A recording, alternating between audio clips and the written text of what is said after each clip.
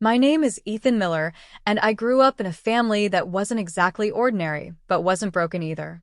My parents divorced when I was 9, and for years it was just me and my dad, Daniel. He tried his best to give me the stability I needed.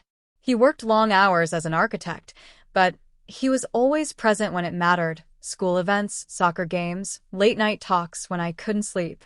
When I was 15, he met someone new. Her name was Rebecca. At first, I didn't know what to make of her.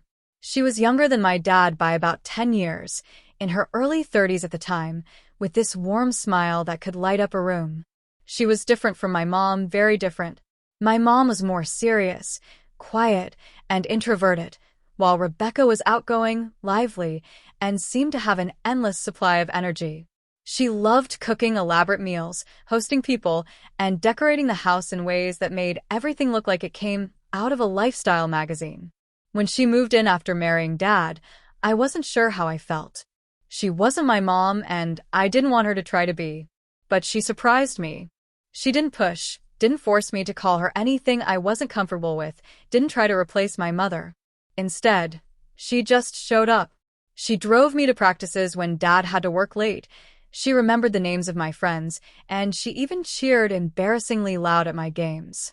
Slowly, I started to warm up to her. By the time I turned 17, I wouldn't say we had the traditional stepmother-stepson relationship. It was more like she was this older, supportive friend who happened to live in the house with us. She was there when I needed to vent. She was honest when I asked for advice, and she had this way of making things less heavy when life got complicated. One Friday night, though, everything shifted, and not in a way I could have predicted. Dad had gone out of town for a 3-day work trip. He had asked Rebecca to hold down the fort, as he liked to say, and reminded me that I was responsible for finishing my college applications. That night, Rebecca told me she was hosting a small girls' night at the house. She made it sound casual, just a couple of her close friends, some wine, music, and snacks. I didn't think much of it. I figured I'd just stay in my room, put my headphones on, and get some work done. But when the evening came, curiosity got the better of me. I smelled the food first. Rebecca had prepared the spread: baked brie with honey, chips and guacamole, sliders, and her famous homemade brownies. The laughter started soon after. I peeked downstairs and saw Rebecca with 3 women I'd never met before. They were all around her age, dressed stylishly, sipping wine, and chatting like they had been friends forever. One of them, a tall woman with red hair, noticed me on the stairs. "Oh, is this your stepson?" she asked with a teasing smile. Rebecca laughed. "Yes, this is Ethan. He's too cool to hang out with us, though." They all waved and greeted me warmly, and for a moment I considered retreating back upstairs. But then another woman, shorter with glasses, said, "You should join us for a bit. Don't worry, we don't bite." Rebecca gave me a look that said, "Only if you want to." So I shrugged and came down. That night turned out to be completely different from what I expected. Instead of being awkward, it was fun. They asked me about school, sports, college, and life in general. They treated me like I was part of the conversation, not just the kid in the house. For a while, it felt like I was sitting in on some secret club I wasn't supposed to be part of. But then the night took a turn. The red-haired woman, whose name was Claire, leaned toward Rebecca and said, "So, are you ever going to tell him?" Rebecca froze. I noticed the shift immediately. She laughed nervously and waved her hand. "Claire, not tonight." That only made me more curious. "Tell me what?" I asked, trying to sound casual but failing miserably. Rebecca looked at me, then at her friends. For a moment, I thought she was going to brush it off, but then she sighed. "Okay, fine. Maybe it's time."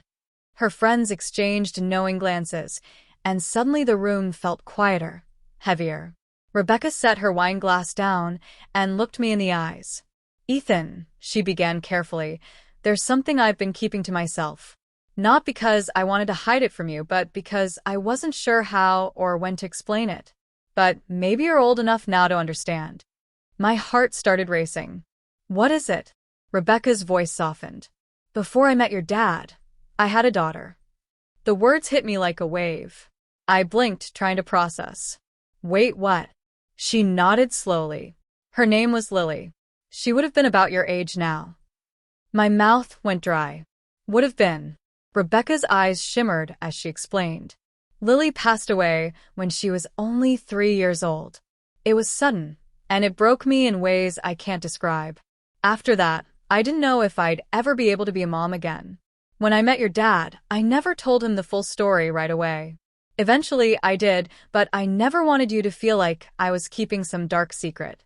It wasn't about hiding, it was about protecting a part of me that still hurts. The room was silent except for the faint sound of music playing in the background. I didn't know what to say. I had never seen Rebecca look so vulnerable. She was always the strong one, the cheerful one. But in that moment, she looked like someone carrying a weight far heavier than I'd ever realized. Her friends put gentle hands on her shoulders, comforting her. Claire whispered, "See? He deserved to know."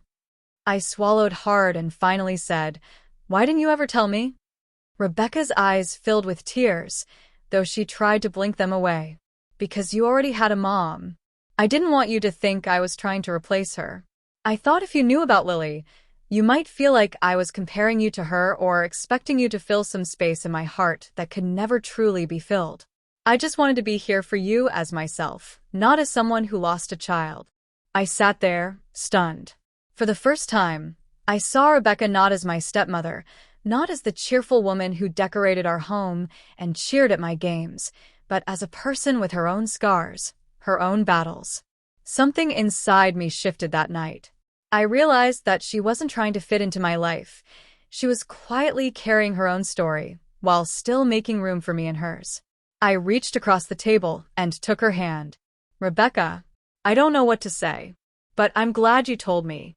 And I don't think of you as trying to replace my mom. I think of you as, well, you. And that's enough." Her tears spilled over then, and she squeezed my hand back. Her friends smiled softly, some of them tearing up too. The rest of the night wasn't heavy, it was healing. Rebecca told me little stories about Lily, how she loved to dance in the living room, how she had the same laugh Rebecca did, how she adored stuffed animals. It was the first time Rebecca had spoken about her daughter so openly in years, and she later told me that sharing it with me lifted a weight off her shoulders. From that day forward, something changed between us. I no longer saw Rebecca just as my dad's wife. She was family in her own right. And though Lily wasn't someone I ever got to meet, in a strange way, I felt like I knew her too, through the love Rebecca carried and the strength she showed.